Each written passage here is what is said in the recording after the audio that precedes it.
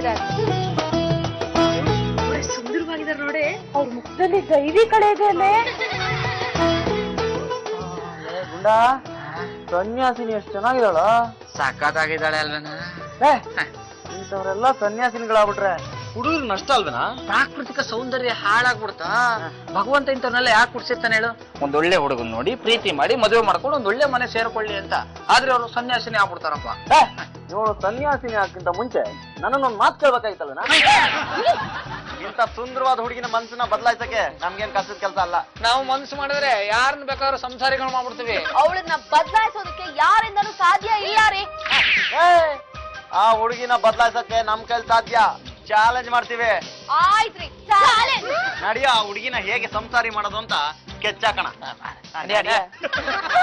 ವೈಶಾಲಿ ಅವ್ರಿಬ್ರು ಹೋಗ್ತಾ ಇರೋದು ನೋಡಿದ್ರೆ ನಂಗೆ ತುಂಬಾ ಭಯ ಆಗ್ತಾ ಇದೆ. ಯಾಕೆ? ಅವ್ರಿಬ್ರು ಸೇರ್ಕೊಂಡು ಅವಳ ಮನ್ಸನ್ನ ಬದಲಾಯಿಸಿ ಅವಳನ್ನ ಸಂಸಾರಿ ಮಾಡ್ಬಿಟ್ರೆ? ಅದೆಲ್ಲ ಆಗದೆ ಇರೋ ಮಾತು, ಸುಮ್ನಿರಮ್ಮ. ಅಕಸ್ಮಾತ್ ಆಗೋದ್ರೆ ಈ ರೋಮ್ಯಾಂಟಿಕ್ ರಾಜೇಶ ಒಂದ್ಸರಿ ಮನಸ್ಸು ಮಾಡಿದ್ರೆ ಮುಗೀತು. ಅದಕ್ಕೆ ತಾನೇ ನಾವು ನಿಮ್ಮ ಹತ್ರ ಬಂದಿರೋದು.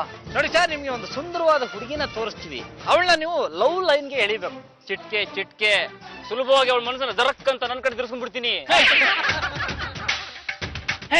ಸರ್ ಅಲ್ಲಿ ನೋಡಿ, ಅಲ್ಲ ಬರ್ತಾ ಇದ್ದಾಳಲ್ಲ ಅವಳೆ. ಲೇ ಗುಂಡಾ, ಇಷ್ಟೊತ್ತು ಕಾದಿದ್ಕೆ ಸಾರ್ಥಕ ಆಯ್ತು ಕಣ. ಹೋಗಿ ಹೋಗಿ ಸನ್ಯಾಸಿನ ತೋರಿಸ್ತಾ ಇದ್ರಲ್ಲಯ್ಯ. ಸರ್ ಅವಳ ಅಪ್ರತಿಮ ಸುಂದರಿ, ಸಂಸಾರ ಸುಖದಿಂದ ದೂರ ಹೊರಟೋಗ್ಬಿಟ್ಟಿದ್ದಾಳೆ. ಒಲೆ ಮೇಲಿರೋ ಹಸಿ ಬೆಣ್ಣೆ. ಅವಳಿಗೆ ಪ್ರೀತಿ ರುಚಿ ಗೊತ್ತಿಲ್ಲ ಅನ್ಸುತ್ತೆ. ಅವ್ರ ಅಪ್ಪಣೆಗೂ ಗೊತ್ತಿಲ್ಲ. ನಾನು ಎಷ್ಟು ಜನ ಹುಡುಗಿರ್ನ ಹೆಂಗ್ ಡಿಕ್ಕಿ ಹೊಡೆದು ಬುಟ್ಟಿಗೆ ಹಾಕೊಂಡಿಲ್ಲ. ಈಗ ನೋಡ್ತಾ ಇರಿ ಏನಾಗುತ್ತೆ ಅಂತ.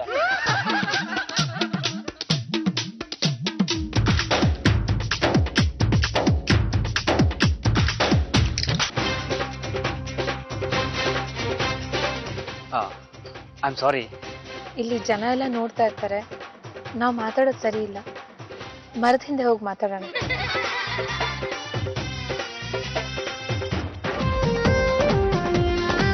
ಪುರಂದರದಾಸರು ಏನ್ ಹೇಳಿದ್ದಾರೆ? ಮಾನವ ಜನ್ಮ ದೊಡ್ಡದು, ಈ ಪ್ರೀತಿ ಪ್ರೇಮ ಎಲ್ಲ ಬೋಗಸ್, ಅವನ್ನೆಲ್ಲ ಬಿಟ್ಬಿಡ್ಬೇಕು. ಯಾರು ಯಾರನ್ನು ಬಲೆಗೆ ಹಾಕೊಳ್ಳೋದಕ್ಕಾಗಲ್ಲ. ನಮ್ಮ ದೃಷ್ಟಿ ಏನಿದ್ರು ಆ ಭಗವಂತನ ಕಡೆ ಇರ್ಬೇಕು. ಅವನ ಸಾನ್ನಿಧ್ಯನ ಪಡೆಯೋ ಪ್ರಯತ್ನ ಮಾಡ್ಬೇಕು. ಪ್ರೀತಿ ಪ್ರೇಮನೆಲ್ಲ ಬಿಟ್ಟು ಭಗವಂತನ ಧ್ಯಾನ ಮಾಡೋಣ. ಆಯ್ತು, ನೀನ್ ಹೇಳಿದಾಗೆ ಈ ಕಾವಿ ಬಟ್ಟೆ ಧರಿಸಿ ನಾನು ಇವತ್ತಿನ ಸನ್ಯಾಸಿ ಆಗ್ತೀನಿ ತಂಗಿ. ನಮ್ನವ್ರೆ, ನಿಮಗೋಸ್ಕರ ನಾವಿಬ್ರು ಅಡಿಗೆ ಮಾಡಿದ್ವಿ. ಆದ್ರೆ ಅಡಿಗೆನ ನಮ್ಮಿಬ್ರು ಹೆಂಡತಿ ತಿನ್ಕೊಂಡ್ಬಿಟ್ಟಿದ್ದಾರೆ.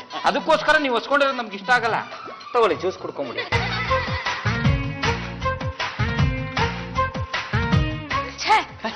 ನೀವಿಬ್ರು ಇಂಥ ನೀಚರು ಅಂತ ನಾನು ಅನ್ಕೊಂಡಿರ್ಲಿಲ್ಲ. ನಿಂಬೆ ಹಣ್ಣಿನ ಶರ್ಬತ್ತಿಗೆ ಏನೋ ಪುಡಿ ಮಿಕ್ಸ್ ಮಾಡಿ ನನ್ನ ಹಾಳು ಮಾಡ್ಬೇಕು ಅಂತ ಇದ್ರ? ನೀವಿಬ್ರು ಭಿಕ್ಷುಕರಾಗಿ. ಚಂದಿರನಿಲ್ಲದ ಆ ಬಾರಿನಲ್ಲಿ ಬೆಳದಿಂಗಳ ಹುಡುಕುವ ಒಬ್ಬ ಕುರುಡನು ನಾನಿಲ್ಲಿ. ಕೂಡಲ್ಲ ಕಣ ಭಿಕ್ಷುಕ. ಅಣ್ಣ ಅಣ್ಣ ಅಣ್ಣ, ಏನಾದ್ರೂ ಏನಾದ್ರು ಹಾಕೋಣ ಅಣ್ಣ.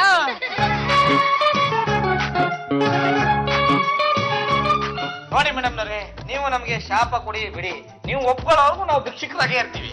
ನಿಮ್ ಪ್ರೀತಿ ಏನು ಅಂತ ನಂಗೆ ಈಗ ಅರ್ಥ ಆಗಿದೆ. ನೀವು ನನ್ಗೋಸ್ಕರ ಎಷ್ಟೆಲ್ಲ ಕಷ್ಟಪಟ್ಟಿದ್ದೀರಾ.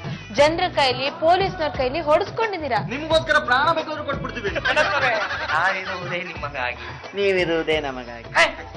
ನಿಮ್ಮ ಪ್ರೀತಿ ಅಚಲವಾದದ್ದು. ನನಗೆ ನಿಮ್ ಬಗ್ಗೆ ಸಂತೋಷ ಆಗ್ತಾ ಇದೆ, ಹೆಮ್ಮೆ ಆಗ್ತಾ ಇದೆ. ಇವರಿಬ್ರು ಪರ್ಮನೆಂಟ್ ಆಗಿ ಭಿಕ್ಷುಕರಾಗಿರೋದು ನನಗೆ ಇಷ್ಟ ಇಲ್ಲ. ಅದಕ್ಕೆ ನಾನು ಇವರಿಬ್ರು ಮದ್ವೆ ಆಗ್ತಾ ಇದ್ದೀನಿ. ಏನು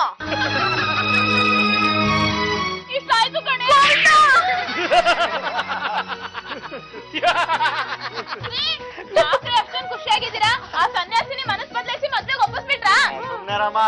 ಅಲ್ಲಿ ಮಣ್ತಿನ ಕೆಲಸ ಆಗೋಯ್ತು. ನನಗೆ ಗೊತ್ತಿತ್ತು ನೀವು ಚಾಲೆಂಜ್ ಸೋಲ್ತೀರಾ ಅಂತ. ಸೋಲದ ಎಲ್ಲಿಂದ ಬಂತು? ಚಾಲೆಂಜ್ ನೆಲ ಕಚ್ಚಿತು. ಅವಳು ಹೊಟ್ಟೆ ಪಡಗೋಸ್ಕರ ಬಟ್ಟೆ ಹಾಕೊಂಡ್ ಬಂದಿದ್ದಂತೆ. ಅಂದ್ರೆ ಅವ್ಳಿಗೆ ಈಗಾಗಲೇ ಮದುವೆ ಆಗಿ 2 ಮಕ್ಳಿದೆ.